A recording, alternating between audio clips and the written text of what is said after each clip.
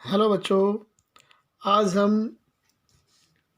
Class 11th में chapter 15 that is statistics के बारे में पढ़ने जा रहे हैं।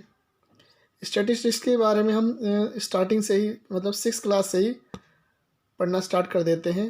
उसके बाद हम 9th और 10th में आते हैं। 9th और 10th में हम लोगों ने क्या सीखा था? मीन, मीडियन और मोड। ये तीनों चीज़ें हमने आसानी से सीखी थी वहाँ पर। और इन तीनों को हम क्या कहते हैं? Major of central tendency. Measure of central tendency. A measure of central tendency gives a rough idea where data points are centered. But in order to make better interpretation from the data, we should also have an idea how the data are scattered or how much they are bunched around a measure of central tendency. तो इसके लिए बच्चे हम क्या करते हैं, एक थोड़ा सा और देखना चाहते हैं इसके बारे में हम। अगला टॉपिक हमारा डिस्पर्जन का है, और डिस्पर्जन के बारे में देखने से पहले हम देखते हैं, थोड़ा सा एग्जांपल देख लेते हैं। यहाँ पर देखिए, बैट्समैन ए है, दो बैट्समैन हैं ए और बी। इनके 10 मैचेस का स्कोर हमने देखा। यहाँ पर पहले मैच में बैट्समैन ए ने 30, दूसरे में 91, फिर 0, 64, 42, 80, 35, 117, 71 स्कोर किया। ये पहले 10 मैचों का इसका, लास्ट 10 मैचों का इसका रिकॉर्ड है बैट्समैन ए का। ऐसे ही बैट्समैन बी ने यहाँ पर देखो, पहले मैच में 53, 46, 48, 50, 53, 53, 58, 60, 57, 52 रन इन्होंने बनाए दोनों ने। अब हम इनको बैट्समैन ए और बी दोनों का हमने मीन और मीडियन निकाल लिया। हम देखते हैं कि दोनों का बैट्समैन ए का मीन और मीडियन 53, 53 आ रहा है। बैट्समैन ए का और बी का दोनों का ही 53, 53, 53। ठीक है, तो क्या हम ये अंदाज़ा लगा सकते हैं कि किस बैट्समैन का परफॉर्मेंस बेटर है?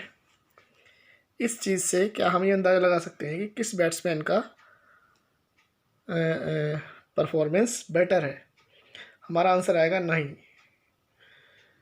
Because the variability in the scores of batsman A is from 0 to 117। हम यहाँ देख रहे हैं बैट्समैन ए ने 0 रन भी बनाए हैं और ग्रेट मिनिमम स्कोर 0 रन है और मैक्सिमम स्कोर 117। तो यहाँ पर इसकी जो रेंज आई है 117 है, और बैट्समैन बी के केस में ये रेंज 46 to 60 के बीच है। ठीक है, और अगर हम इन दोनों को इस लाइन पर बना लें, नंबर लाइन पर, स्कोर को 0 से लेकर 120 तक इनका स्कोर बैट्समैन ए का है, ये बी का है। हम देख रहे हैं कि दोनों का मीन कितना था? 53, मीडियन 53। तो मेजर ऑफ सेंट्रल टेंडेंसी हमारी यहाँ 53 पे ये रही। ठीक है, जब हमने इसका स्कोर को प्लॉट किया बैट्समैन ए के यहाँ पर, तो हम देख रहे हैं कि बैट्समैन जो मेजर ऑफ सेंट्रल टेंडेंसी है, इसके जो वेरिएशन है इसमें ज़्यादा आ रहा है, परफॉर्मेंस में इसमें वेरिएशन ज़्यादा आ रहा है। यहाँ से अगर हम डिस्टेंस नापें हर एक पॉइंट की स्कोर्स की, तो वो ज़्यादा आ रही है। और जबकि यहाँ पर बैट्समैन बी के केस में सारा के सारा वेरिएशन जो है इसमें बहुत ही कम आ रहा है, क्योंकि इसका परफॉर्मेंस कंसिस्टेंट रहा। देखिए जैसे यहाँ पे 53, 46, 48, 50, 53, 53 रन बनाए इसने। तो मेजर ऑफ सेंट्रल टेंडेंसी के से इसका जो वेरिएशन रहा स्कोर्स का, बिल्कुल बहुत ही माइनर रहा। ठीक है, तो इसका मतलब दोनों के अगर परफॉर्मेंस में देखें, ये जो मेजर ऑफ सेंट्रल टेंडेंसी है मीडियन, इसके अराउंड यहाँ पर वेरिएशन ज़्यादा है और यहाँ पर वेरिएशन कम है। इसका मतलब क्या हुआ? We can see that the dots corresponding to batsman B are close to each other. यहाँ पर देख रहे हैं हम, इसके डॉट्स सेंट्रल टेंडेंसी के बहुत ही क्लोज है और यहाँ पर वेरिएशन ज़्यादा आ रहा है डॉट्स में, देख रहे हैं ना हम यहाँ पर। ठीक है, तो इससे क्या हुआ?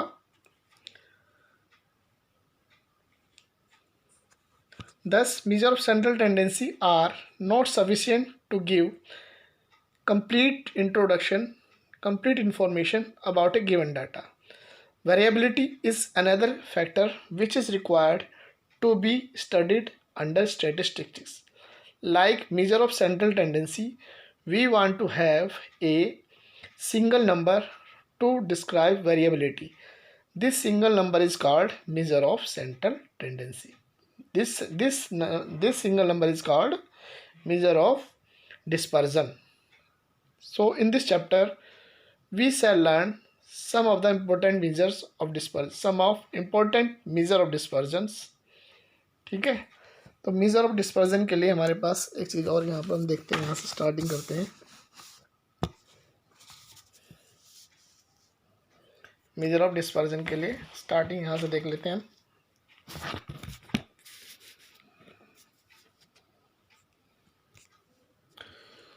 तो द डिस्पर्जन और scatter in data is measured on the basis of observation and the types of measure of central tendency used there.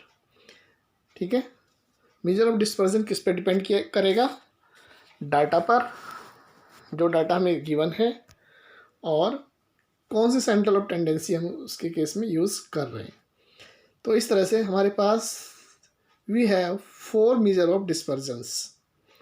First is range, second is quartile deviation, third is mean deviation, fourth is standard deviation.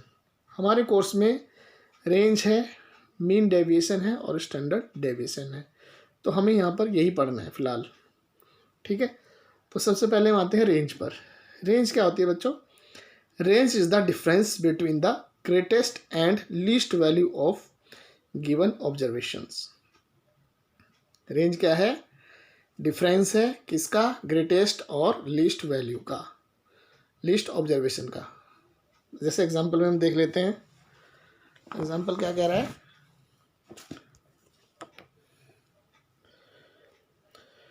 Range of the following data, data is 6, 7, 10, 12, 13, 4, 8 and 12।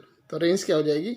यहाँ पर हमारा greatest data क्या है? 13, और least data क्या है? 4। तो range हो जाएगी 13 - 4 दैट इज इक्वल टू 9। तो इस डाटा की रेंज क्या है? 9। ठीक है, इसके बाद है मीन डेविएशन। तो मीन डेविएशन क्या है? Mean deviation is the arithmetic mean of the absolute values of deviations about some point। वो पॉइंट क्या रहेंगे? या तो मीन के अबाउट, या मीडियन के अबाउट, या मॉड के अबाउट। ठीक है, तो मीन डेविएशन क्या है बच्चों? Mean deviation is the arithmetic mean. Mean deviation is the arithmetic mean of the absolute value of deviations about the some point. ये सम पॉइंट हम किसे कह रहे हैं? मीन को, या मीडियन को, या मॉड को। ठीक है, तो इसके लिए फॉर्मूला क्या बनेगा? मीन डेविएशन फॉर, अब हम देख रहे हैं mean deviation for ungroup data. जो अनग्रुप डाटा है उसके लिए मीन डेविएशन क्या है? वेयर ए इज, ए को हम क्या कह रहे हैं? ये तो मीन है, या मीडियन है, या फिर मॉड है। ठीक है, तो mean deviation about central tendency is equal to sum of all the deviations, ठीक है, अपॉन नंबर ऑफ ऑब्जर्वेशन। यहाँ पर जो डेविएशन ले रहे हैं हम एब्सोल्यूट लेते हैं। Absolute means all the deviations are positive. ठीक है, तो ये फॉर्मूला है हमारे पास मीन डेविएशन के लिए, sigma of xi minus A of इसका मॉडुलस। ठीक है, absolute value of xi minus A upon n। तो ये हमारे पास फॉर्मूला हो गया। अब हम एग्जांपल देखना चाह रहे हैं मीन डेविएशन के लिए। किसके लिए? अनग्रुप डाटा के लिए।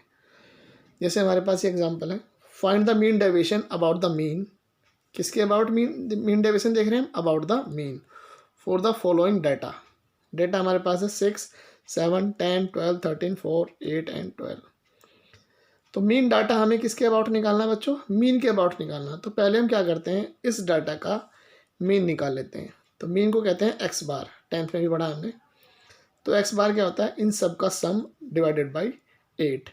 ये डेटा ऑब्जर्वेशन हमारे पास कितने हैं? 1, 2, 3, 4, 5, 6, 7, 8। 8 से डिवाइड हो जाएगा, जितने डाटा हैं उतने से ये डिवाइड हो जाता है। तो इनका सब का सम हो गया 72 divide by 8 is equal to 9। तो हमने मीन निकाल लिया, इस डाटा का मीन निकाल लिया हमने 9।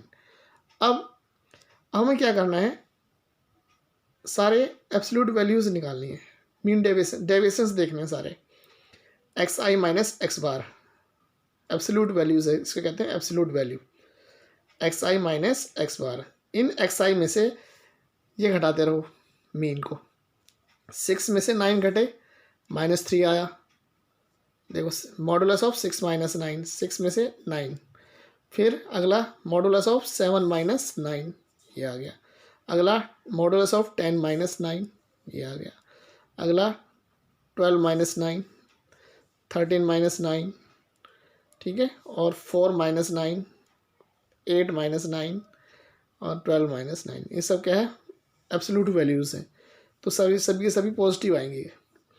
6 माइनस 9 -3 आना चाहिए था, लेकिन एब्सोल्यूट वैल्यू क्या आई 3।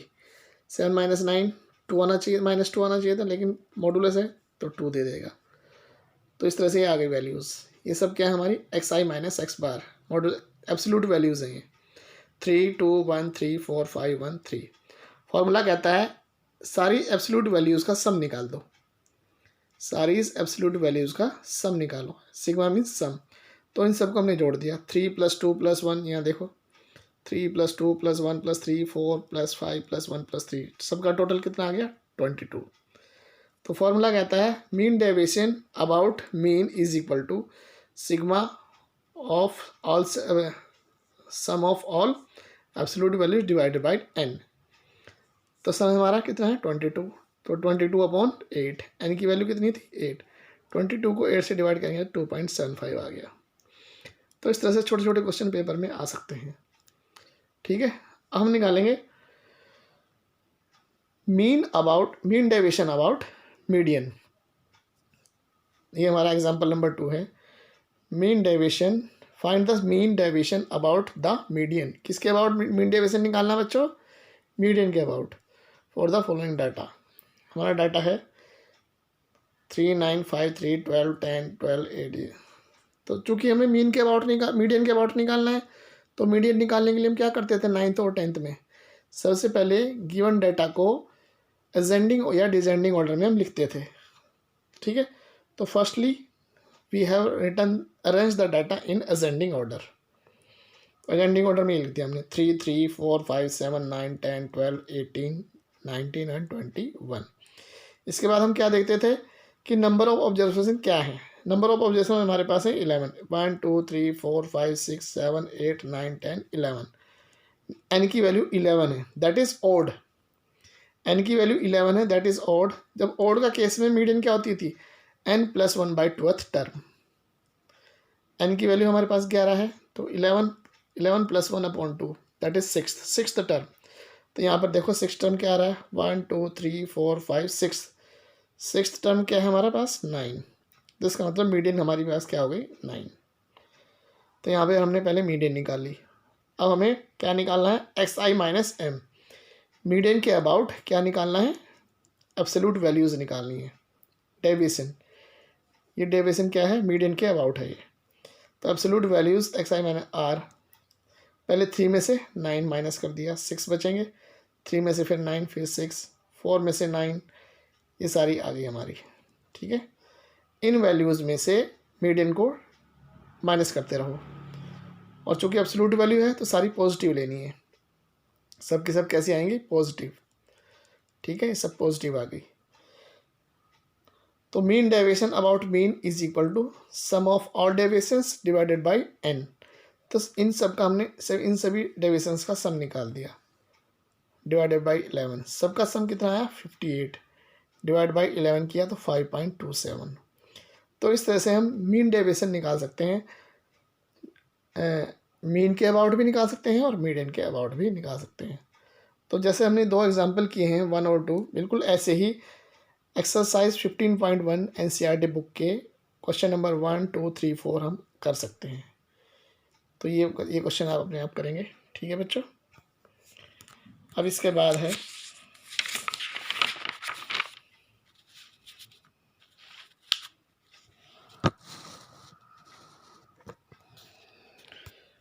अब हम निकालेंगे mean deviation of for group data. Mean deviation किसके अबाउट निकालना है हमें? ग्रुप डाटा के लिए। ठीक है बच्चों, इसमें भी दो केस हैं, डिस्क्रीट फ्रीक्वेंसी डिस्ट्रीब्यूशन और एक होता है कंटिन्यूस, जिसमें हमें इंटरवल दिए होते हैं। तो मीन डेविएशन अबाउट मीन अगर हम निकालना चाहें तो पहले मीन निकाल लेंगे डाटा का। मीन निकालने के बाद फिर वही फॉर्मूला हमारे पास, mean deviation about mean is equal to sigma F I into modulus of X I minus X bar upon N. ठीक है, ये और ये फॉर्मूला है मीन डेविएशन अबाउट मीडियन। तो यहाँ पर वही फिर F I sigma F I X I minus M, M means median upon N. तो ये मीडियन के अबाउट हो जाएगा हमारा। ठीक है बच्चों, अब जैसे एग्जांपल देख लेते हैं। हमारे पास पहला एग्जांपल है, find mean deviation about mean. Mean deviation निकालना है किसके अबाउट? मीन के about for the following data. Data मेरे पास ये रहा, एक्स आई ये रही 2 5 6 8 10 12, F I means frequency, frequency है 2 8 10 7 8 5। इसको इस तरह के क्वेश्चंस को हम कहते हैं discrete frequency distribution. Discrete frequency distribution. अब हमें क्या करना है, इस डाटा के लिए पहले मीन डेविएशन निकालने के लिए सबसे पहले हम क्या निकालेंगे? मीन। तो इस तरह के डाटा का मीन हमने निकाल चुके हैं 9th क्लास में, 10th में भी निकाला है। तो इसको हम इस टेबल में बदल लेते हैं। सबसे पहले कॉलम में एक्स आई, दूसरे कॉलम में एफ आई। ठीक है, इसके बाद एक्स आई की एफ आई से मल्टीप्लाई, ये आ गई। तो इतने से पहले हम इतना काम करेंगे, अगला काम बाद में होगा। इतने काम से पहले क्या निकलेगा हमारा? मीन निकलेगा। तो 2 मल्टीप्लाई कर देंगे एफ आई एक्स आई की, 2 2 जा 4, 5 8 जा 40, 6 10 जा 60, 8 7 जा 56, 10 8 जा 80, 12 5 जा 60। ठीक, और इस सिग्मा एफ आई सारे फ्रिक्वेंसी को जोड़ दिया, सिग्मा एफ आई आ गया 40, और एफ आई एक्स आई का भी सम कर लिया हमने। सिग्मा एफ आई एक्स आई ये हो गया 300। इन सबको जब जोड़ेंगे कितना आ गया? 300। तो इतने डाटा से पहले हम क्या निकाल लेंगे? मीन निकाल लेंगे। मीन, तो मीन क्या होता है हमारा? X bar is equal to sigma F I X I upon sigma F I. तो 300 को 40 से डिवाइड कर देंगे, दैट इज 7.5। ये आ गया हमारा मीन। अब हम निकालेंगे डेविएशन। अब डेविएशन की टेबल हम यहाँ से शुरू करेंगे। डेविएशन क्या होता है? एक्स आई माइनस एक्स बार का मोड। एक्स, देखो डेविएशन किसके अबाउट निकालना है हमें? मीन के अबाउट। तो एक्स आई में से ये मीन घटाते रहो, ये एक्स आई है और ये है मीन 7.5। तो 2 माइनस 7.5 क्या आएगा? 5.5। आता तो माइनस का, लेकिन एब्सोल्यूट वैल्यू लेनी है तो पॉजिटिव लेंगे। फिर 5 माइनस 7.5 ये आ गया 2.5। फिर 6 माइनस 7.5 ये आ गया 1.5। फिर 8 माइनस 7.5 0.5 आ गया। फिर 10 माइनस 7.5 2.5 आ गया। फिर 12 माइनस 7.5 4.5 आ गया। तो ये सारी एब्सोल्यूट वैल्यू ली हमने। ठीक, इसके बाद हमारा एक कॉलम और बढ़ जाएगा, क्योंकि फॉर्मूले में क्या आ रहा है? एफ आई का मल्टीप्लाई एब्सोल्यूट वैल्यू से होना है। तो एक कॉलम और बढ़ गया मेरा, एफ आई का मल्टीप्लाई इस वाले से होना है। ये एफ आई है और ये है ये वाला, इसकी और इसकी मल्टीप्लाई होनी है यहाँ पर।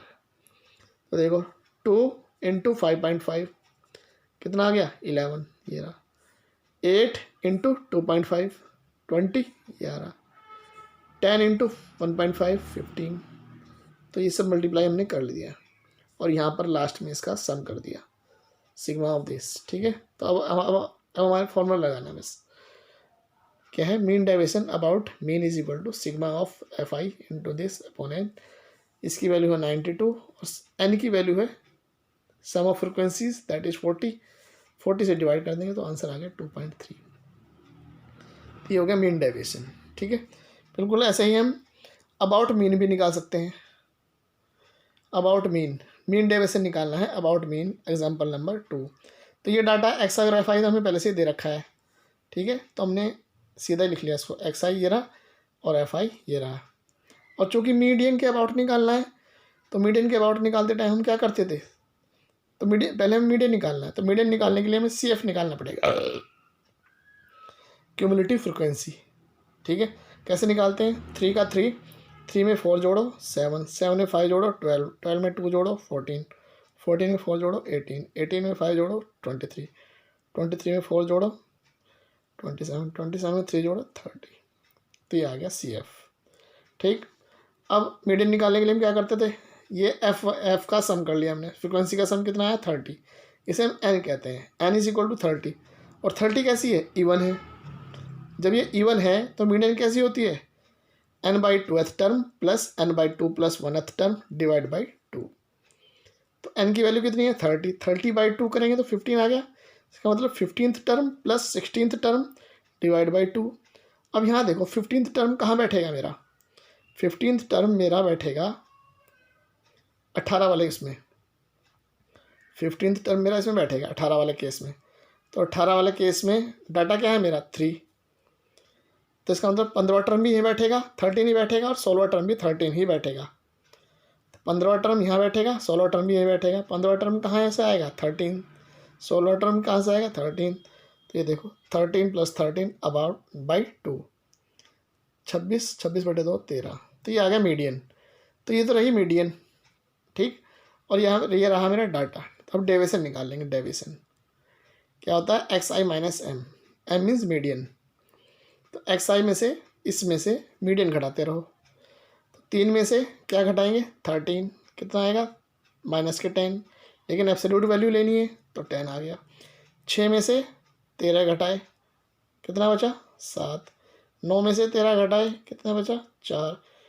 12 में से 13 घटाए, कितना बचा 1। 13 में से 13 घटाए 0। इस तरह से ये सारा हमारे XI माइनस M आ गया। और फिर अगला टर्म क्या, अगली चीज़ क्या आएगी, इसकी और FI की मल्टीप्लाई, FI और इसकी मल्टीप्लाई। तो इसकी मल्टीप्लाई इससे कर देंगे, 3 × 10 30, 4 × 7 28, ये सारे करके ऐसे आ गया। ठीक, अब इसका हम नीचे सम निकाल लेंगे। ये निकाला हमने यहाँ पे सम, इसका सम कितना आया 149, इस सारे का सम कितना आया सिग्मा 149। अब फॉर्मूला लगा दो कि mean deviation about mean deviation about median is equal to sigma ये अपॉन n। इसकी value 149 divide by 30, that is 4.97। इन दोनों क्वेश्चंस के बेस पे हम NCERT बुक के एक्सरसाइज 15.1 में से 5, 6, 7, 8 क्वेश्चन अपने आप कर लेंगे। ठीक है बच्चों, अभी इस वीडियो में इतना ही देखते हैं, अगला काम दूसरी वीडियो में देखेंगे। ठीक है।